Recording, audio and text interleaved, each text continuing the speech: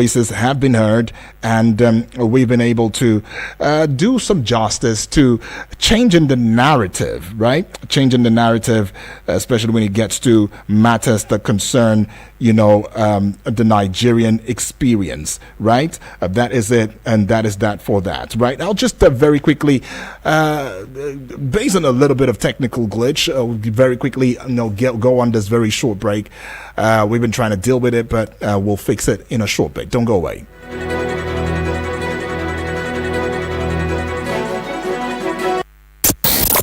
The vibe is about to be lit.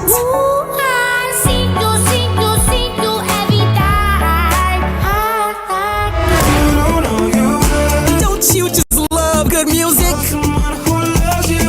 I know you do. I don't really care if you're older. On Eagles 102.3 FM. From Milky Way to Earth, everywhere there's internet, you can connect with Eagles 102.3 FM Abuja. Log on to our website www.eaglesfm.com. Follow and engage with us now on Facebook, Twitter, TikTok at Eagles FM Abuja, Instagram at Eagles FM 1023. Download our apps on your Android and iOS stores. Eagles 102.3 FM Abuja, your radio experience you can count on. All right, apologies for that. We are on and we are straight, right? Watching via the social media platform, talking about YouTube channel right there. Do well to subscribe at Eagles FM Abuja, and watching via the Facebook page wall as well. It will be at Eagles FM Abuja, and you can get your voices heard via the studio numbers 0907 353 0044 or 0907 0908, I beg your pardon, 766-8888, and the WhatsApp portal number is 0909, right, 705 4450. That is the WhatsApp portal number that you can call. You can actually send your WhatsApp message to, and we would have that conversation. Now, what are we looking at today? I mean, we're looking at something that has to do with a party, talking about PDP's NEC meeting concerns, right? PDP's NEC meeting concerns, and it's just no news anymore that in the ever-evolving landscape of Nigerian politics, the People's Democratic Party, is talking about the PDP, finds itself at some sort of crucial, crossroads. Recent events from power struggles within its ranks, as well as matters that concern criticisms of perceived weaknesses, highlights the complex dynamics, that's shaping the party's trajectory. Now, as key stakeholders, including the former vice president in the person of Atiku Abubakar, the FCT minister, current, Nyesom Wike, and even influential governors vie for control. They also vie for influence, not just control this time. And the PDP's internal cohesion is also put to test. But when we also look at all of this, amidst all of these uncertainties, surrounding, the leadership, stability and party unity, the PDP must navigate, some of these challenges at a point in time, especially knowing that they are one of the strong forces when it comes to Nigerian politics. I mean, for quite some time, since 1999, right? They've been there, and it's just not natural to want for them to also look at the challenges that they face them strategically, and to cement their position as a formidable force. I mean, in Nigeria's political arena, right? It is no doubt. And recently they held a crucial meeting to address some of the concerns that border around internal conflicts, and as well as looking at plans for the future. Well, led by Dr. Bukola Saraki, right? Dr. Bukola Saraki right there, was there to be the one to lead that team and all of that, yeah. And efforts were made to reconcile the members and resolve issues that stems from the 2023 elections fallout. So the idea is to reconcile members post independence, right? And also there are some concerns raised over anti-party activities potentially involving the Minister of the FCT, talking about Nyesom Wike right there. That being said, there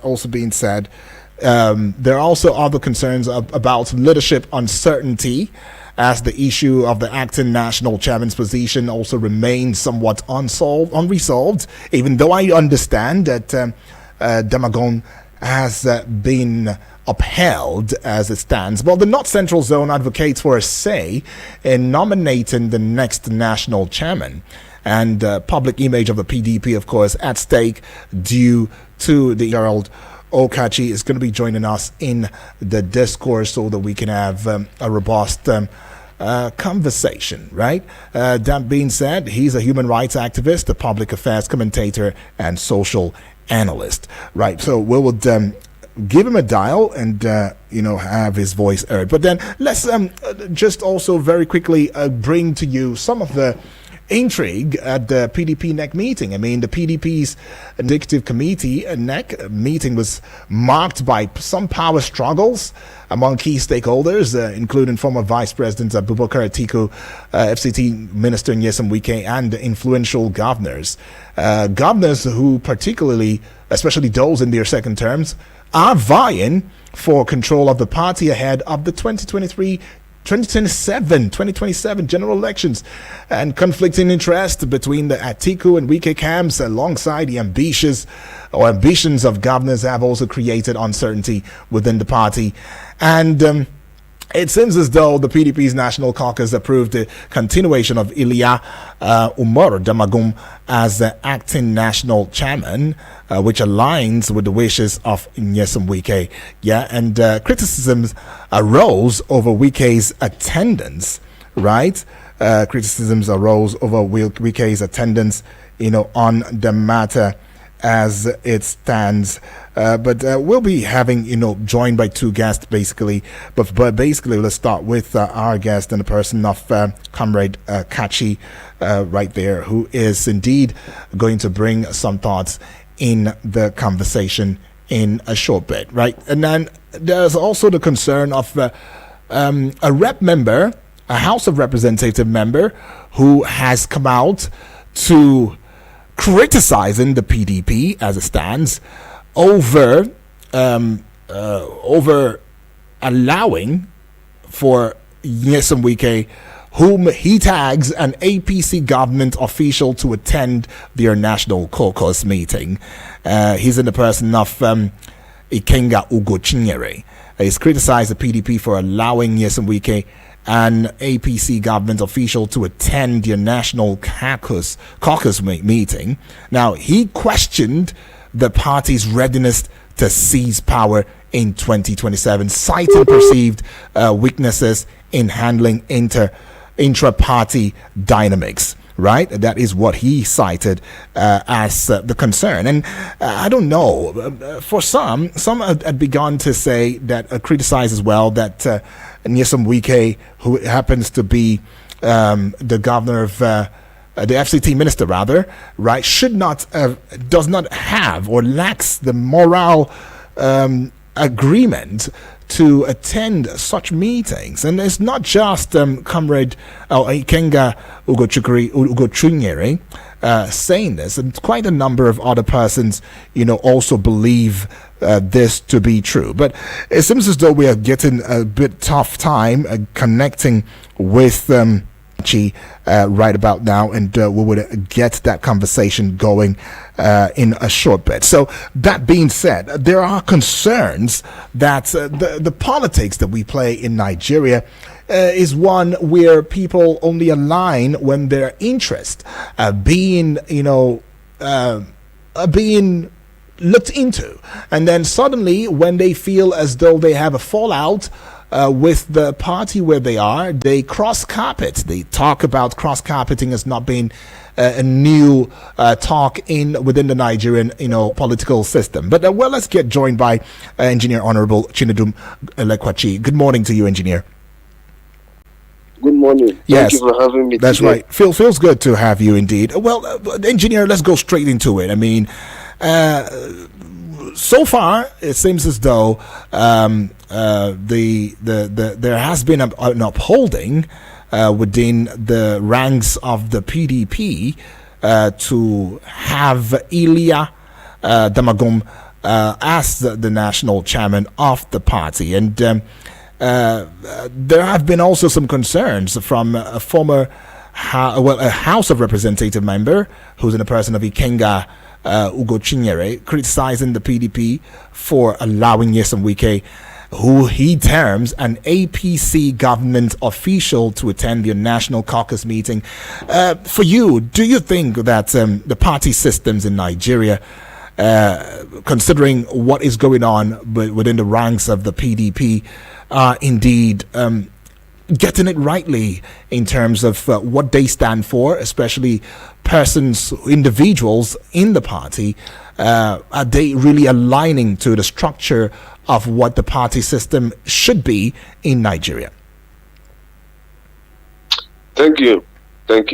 See, what happened in PDP recently as regards the National Executive Committee meeting of the party is not strange in our body politic. Also, since we started practicing democracy, since we returned to democracy since 1999, over time, experienced similar thing, like what Ikenga was raising. I don't know what Ikenga was trying to make manhole out of a mountain without any basis. I don't know what he's crying about. Look, Nyesom Wike is a registered member of PDP. He has not resigned his membership of the People's Democratic Party. Of course, we are aware he contested the presidential ticket of the party, and he lost the ticket. And he made the demand in the party that since the holder of a presidential ticket is now a northern person, let the national chairmanship of the party now return to the south, so that the south can have a sense of belonging in the party. The party paid deaf ear to that. And him, Nyesom Wike, with his group, now said, because of this our demand in the party, this our agitation in the party, you failed to hearken to it. We are not going to work in support of a presidential candidate. And in his home state, Rivers State, he delivered PDP in the governorship election, delivered House of Assembly members in the House of Assembly election, delivered PDP candidate in the National Assembly election. That tells us that he was still a member of PDP, committed to the growth of the party, but he only has disaffection with the party as it concerns who is the presidential candidate of the party. That being understood, he now allegedly supported the candidate of APC to emerge the president of the country. And the president, when he came on board, now said, I have to work with this man that gave me the support that was courageous enough to advocate for justice in the country. I have to bring this man on board to work with me in the presidency. He appointed Nyesom Wike to be his minister of FCT. The compensation for standing by him and upholding justice. That the presidency of the country as of 2023 have to return back to the south, since the northern just completed an 8-year term. That being understandable. As I said earlier, Nyesom Wike have not left the PDP. He's still a member of the People's Democratic Party. So how can and the constitution of the party states clearly who is member of NEC and who is a member of National Caucus. And for him to have been a former governor of a state, he's qualified and in that status to attend NEC meeting and National Caucus of the PDP. And that's what we experienced yesterday. Well, then don't you think that this will give some perception of weakness affecting the PDP's reputation among voters and even within the political landscape? It depends on your point of view and the angle you are coming from. Right. Since the national election till now, in some quarters we've seen the PDP demanding accountability from the government of the day. Does that mean the party has submitted to the APC? Yesterday you read the communique of the NEC meeting. Didn't you see the the communique and what is the outcome of the meeting. They were tackling governance in the country, advising the government on the best way to approach governance and to tackle insecurity, which is the major problem the country is witnessing today. Okay. The caucus of PDP in the House of Rep also had their meeting 2 days ago. That should be on Tuesday, if I'm not mistaken. If you read the outcome of their meeting, you will see also those caucus in the National Assembly also advising the government, look, please, you have to work in the interest of Nigeria. Doesn't mean that the opposition is submitted to the APC. That is not the element. So it just because of the interest within the party, you understand. Some persons that feel like Yes Wike is not in their camp and it's not serving their interest, and they feel like Yes Wike has become a bad blood in the party. But this is a man that have supported this party and have sacrificed a lot for this party and has given this party a lot of support. Until today, he's still rendering that kind of support in the party. So we will just wish him away because he accepted to serve the country as a minister of state. Right. So that is it. Okay, well, we're still having that conversation already, but then there are some very essential points to note. That power struggle has been there between the Atiku, Wike, and governors at the PDP NEC meeting, right? And the approval of Damagum's continuation as acting national chairman at the National Caucus seems to favor Wike's influence and, of course, criticism of PDP's perceived weakness in allowing Wike's attendance by the House of Reps members. You've clarified, all of this, but then don't you think that there should be some sort of measure, or rather, to what extent do internal party dynamics hinder effective opposition, especially when you're looking at the party that is ruling, talking about the APC at the time, and even other parties? To what extent, do internal party dynamics hinder this effective opposition to other parties, especially the ruling party, from your point of view? Let me tell you something. I want to say something clearly. People that was demanding for the resignation or for the expulsion of Damagun, I don't know where their point of view or where they are coming from, or whether they actually sat down to study the constitution of the PDP. You understand? The constitution of the party is clear. The constitution says that in the circumstances that the national chairman is suspended from his position, that the deputy national chairman from his zone, should step up to take over and become the chairman of the party. The former national chairman, Ayu is from North Central, and he was the national chairman of the party. He was suspended. And for him to, when he left as a national chairman, the next person he ranked to take over in the acting capacity was Damagun, who was the deputy national chairman North. It's understandable. So if they are saying that they were saying that Damagun should resign, should he resign as a deputy national chairman of the party from North? As for what? He was just acting on the acting capacity, and then the constitution of the party did not even mention anywhere that in the circumstances the national chairman is suspended from the party, there should be room for a new convention. Okay. The lifespan of any member elected in the NWC is 4 years, and that 4 years will last by next year. So this person is raising this agitation. I just want to call disaffection within the party. Should exercise some patience. Okay. They should exercise some patience. 2025 is already around the corner, and from what we saw in NEC, PDP is a mature political party with a lot of persons with experience. That's why they managed the situation the way they managed it. And the NEC yesterday has approved for congresses in all the states that the leadership of the party has elapsed. That will give room for preparation of national convention or whatsoever. That will give room for election of a new national officers of the party. And this is where a political party has maturity goes to do their things. So whether what's happening in the PDP is going to affect internal dynamics of opposition political party in the country, I might tell you, my brother, there's no effects. You understand? What members of the party need to do is to show support to the leadership of the party we have today. Show support to who is the presiding the national chairman of the party. Support the NWC. They will give the ruling political party in the country a viral opposition. And you see, opposition is not about coming to the street to play placard. It's about engaging the government constructively on how to tackle governance. When Abdul Lingi, a senator of PDP extraction from Bauchi State, was suspended from the Senate, we saw PDP coming out to say we are in solidarity with Abdul Lingi, and the Senate should bring him back. Was that not an opposition political party doing their job? When they were issue of misgovernance, misgivings, misappropriation, the best way to go about it. So there is no effect. What we are seeing is just a power play within a political party. It's contestation of power, of whom is going to be in charge of the leadership of the party. And those people that felt they are losing out are the ones carrying all these kind of rumors and talks. So for me, nothing has happened. PDP is back on track. And this is, as I say, this is the political party with most experienced persons in the country. And you can see how this situation was well managed, and giving the party a roadmap to continue to operate and to grow. So we'll put a peg to your thoughts, pay some bills. When we come back, of course, we would have just a little bit more time with you, and then, of course, introduce our second guest, as we engage the conversation. All right, we're still Eagles 102.3 FM Abuja. We're keeping it real, and we're making sure that we look at all sides, because all sides matters. We'll be right back in a short bit.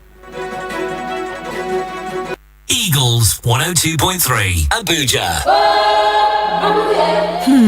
My people, the thing where they happen for my area, Do you think I will now find out that you have contract to bring fresh girls? I brought you from the gutters.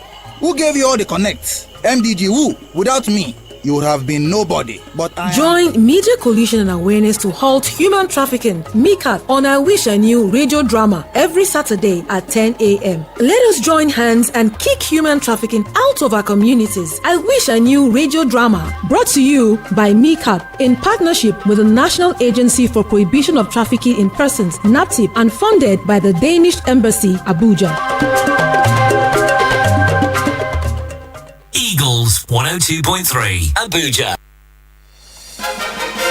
That's right. Welcome back, and thank you for staying with us. This is Eagles 102.3 FM Abuja, your radio experience that you can count on, and it comes in the format of an audio-visual sensation, as we have a strong presence on YouTube as well as our Facebook page wall, where you can see what's going on in the studio and have your say by adding the prefix +234 as you're watching outside the shores of Nigeria. But of course, if you are also within the geographical arena of Nigeria, there will be no extra cost, even if you added the +234. We're still looking at the PDP national meeting right there, NEC meeting rather, and the concerns that hover around that. And we still have our guest, who's in the person of engineer Lekwachi right there, who's been talking to us. But you also have some concerns about